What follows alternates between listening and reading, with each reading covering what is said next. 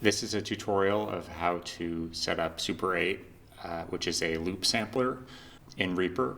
This is not the only way to do it. This is the style I do it for my live performances and or jam sessions, which I've been doing more of these days.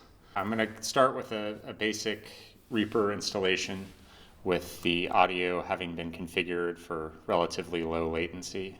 This is on Linux, but the same rules apply for other operating systems.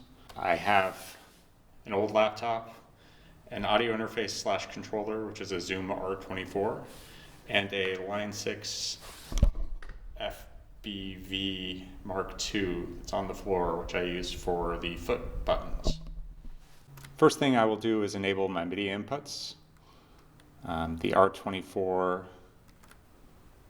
I use it both for triggering effects and for assigning to actions and learning things.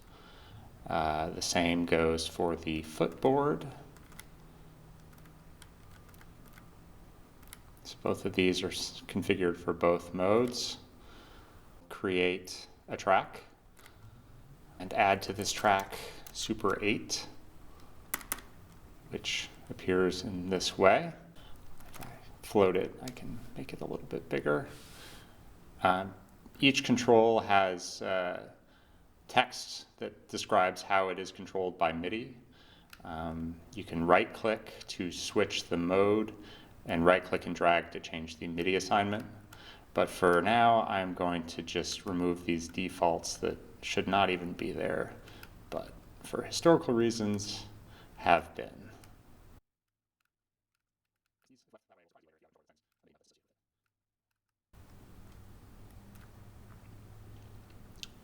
Just resize this. We'll call this track Super8. We can record arm it and choose MIDI, all MIDI inputs. So now, in theory, we can control this via our controllers. However, we now need to assign buttons to them. On the R24, and each fader has a button associated with it. And what we want to do is associate that with selecting a channel.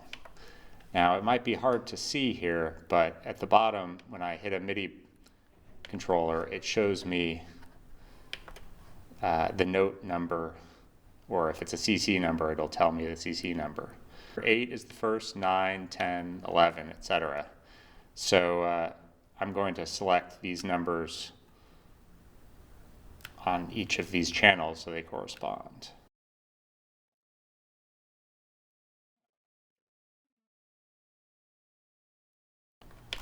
So now I can test them by clicking the buttons, and it works. You can also assign buttons to do particular actions on each channel. But what I do is I just select channels, and then I have a foot switch, which I bind to the record play selected action. So if I hit the foot button, it shows it as CC20. So I go 20 and right click to get to the CC mode. And now if I select a channel, hit the button, it starts recording, hit the button again, it goes to playback, hit it a third time, it stops. In case that wasn't visible, foot switch is there, and I like to put it right by the hi-hat so that I can hit it with my heel in most cases. Now that we can control Super8 by MIDI, we need to set up some audio routing. Open the chain view and do build multi-channel routing for output of selected effects with Super8 selected. It'll prompt us to confirm this routing. You choose yes. Close that window, and now we have the 8 outputs and a monitor output and a click output. I don't use the monitor or the click output. You might. So I'll delete them. So now we have 8 channels that we can control the mix of, and we need to route audio to Super8, create some input tracks. So we'll call this one drum input. Hello, caps lock. And I can make this track read from the microphone, which is, I think I have input 6.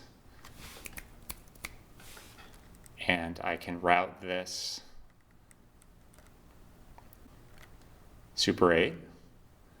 And we'll tell it to go to just channel 1 so that the drum input only routes to the first channel of Super 8.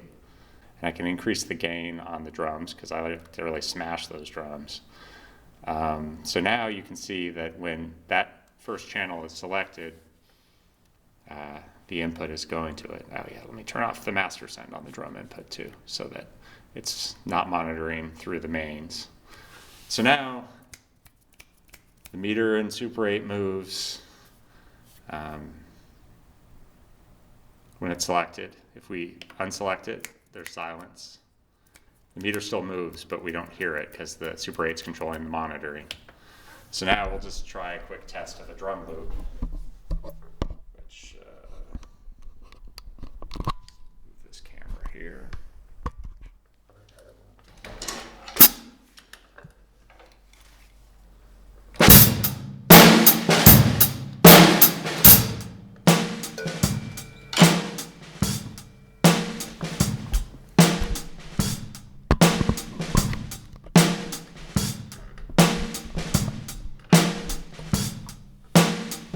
So now with the loop recorded, you can do things like edit the length to make it decent and stop it. I'm not going to go any further with that because we have more work to do.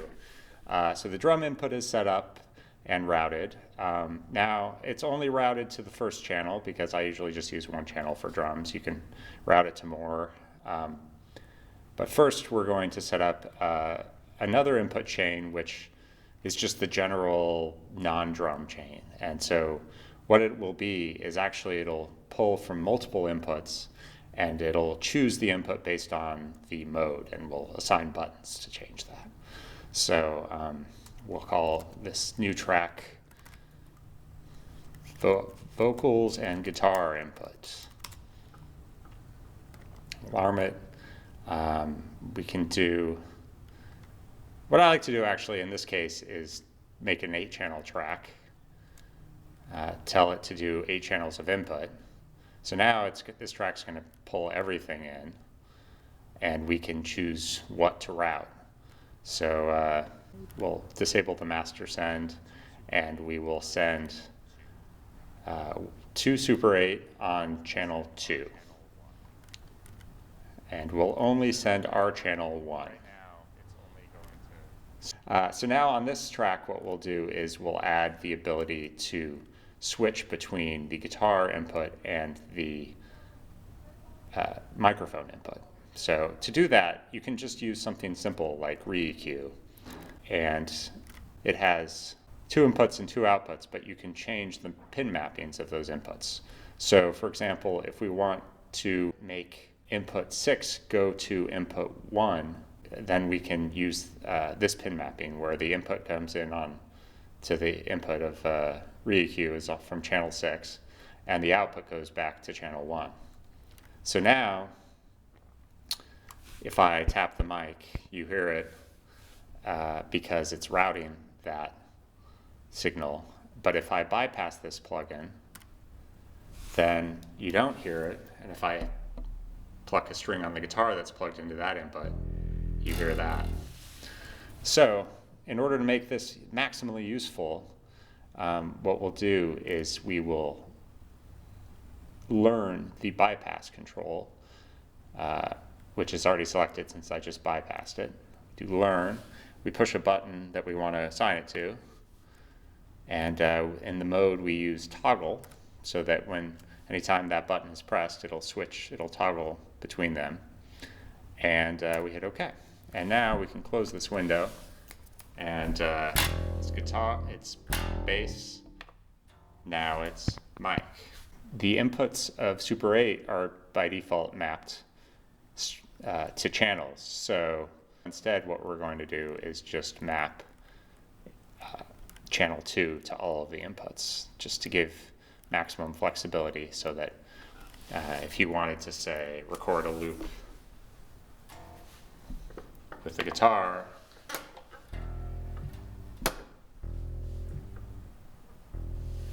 and then go to a third channel, switch to the mic. La la la.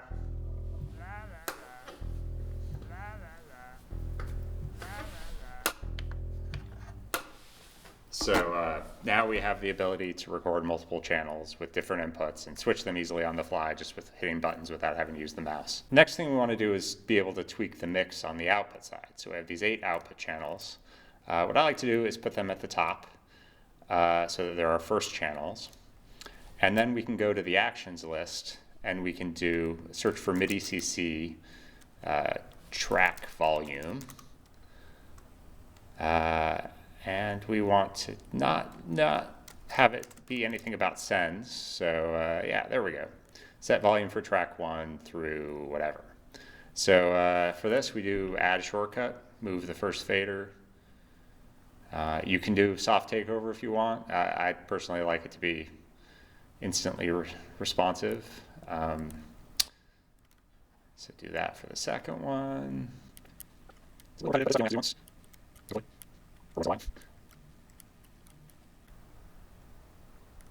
All right, so now we have faders that are assigned to our 8 channels.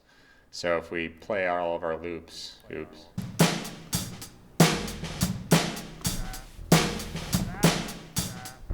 So now I can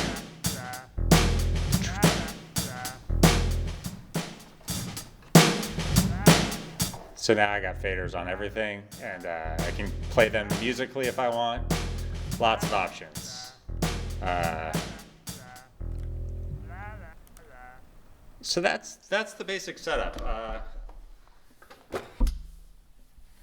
Something that I like to go minimal on the hardware side. You can use a pedal board. So one of the things I like to do is put some effects on my inputs, and I can apply those effects both to the mic or to the guitar. So on my vocal guitar input track, I can add some effects wherever I want. I'll put them ahead of the re-EQ that, well, actually before we do that, let's just rename this re-EQ to input selector. And now we know that that's the input selector plugin. So now let's add a delay plugin. And let's go with the just the plain old classic Jesus-Sonic delay, just for some feedback. Maybe that's too much feedback. So so this will be on the input side, so it means it prints to the loops. Oh yeah, so we'll do it after the input is selected so that it applies to vocals and guitar, but you could just put it on some pins and not the other. So anyway, what we'll do is bypass that and then learn it to something. And I like to do it on this button on the footboard, in case you can't see it. Boom. And now it's mapped. And so now if I hit this button, it toggles. Hey, look at that. And let's put some distortion too, actually. It's going to be really loud. We'll put it ahead of the delay. Blah, blah, blah, blah. And we'll map that to a different button.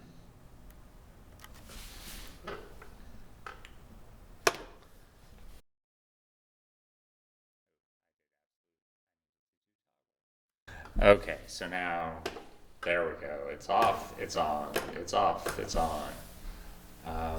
So I can switch.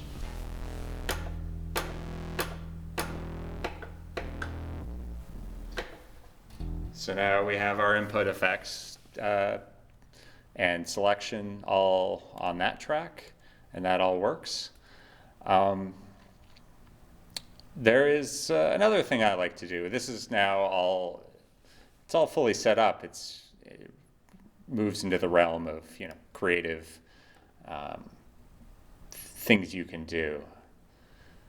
So I like to have a really good, or not good, but flexible feedback loop. And what I usually do is I use track 7 and 8 for that. The way I go about doing that is as follows. First thing you do is you go to the project settings, advanced tab, and choose allow feedback in routing. For a live setup, this doesn't really result in lower performance, but it definitely can make loud noises. For the 8th track, this track becomes our feedback track. So we disable the master send. It will only send to our track 7, which will be the sort of the mix control for that. So we're going to go ahead and we're going to hold off on setting up the routing. First, we're going to give ourselves some safety buffers, which is that we're going to put some effects on track 8, which is the feedback track. So first thing we'll do is put a compressor on there, just to keep the volume from getting out of control. The next thing we'll do is we'll add a delay. And this delay will not have any dry, and it will not have any feedback. And we'll set it up to be a few hundred milliseconds. And we will then label this track feedback. And then at this point, it's relatively safe to set up the feedback routing. So it'll send to our track 7, and it'll send post fader so that the fader on the feedback track will affect how much gain the feedback loop has, which is pretty useful. And we will also receive from track 7, but on this receive, track 7 will be pre-fader so that we can control the volume of what is heard from this track without controlling how much feedback there is. So now we'll switch to the mic, and we'll switch to track 7. First thing we'll do is turn the feedback all the way down using our 8th fader. So now, if we make noise and move this fader up, we'll hear the feedback.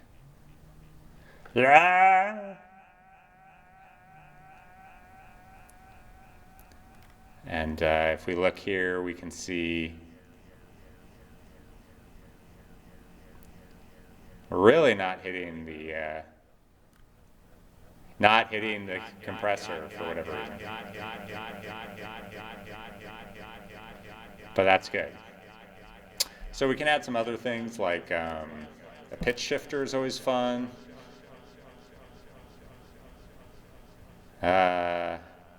One with low latency is usually a good idea. So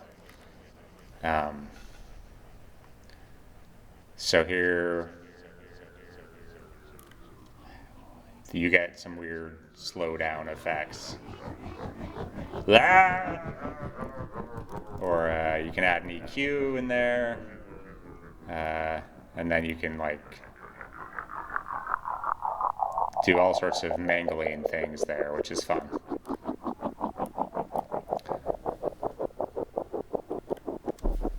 And then that only affects that track. So the other tracks you can do whatever you want. So that's the setup. That's about it. I also do some spectral hold stuff, but I think that's beyond the scope of this video.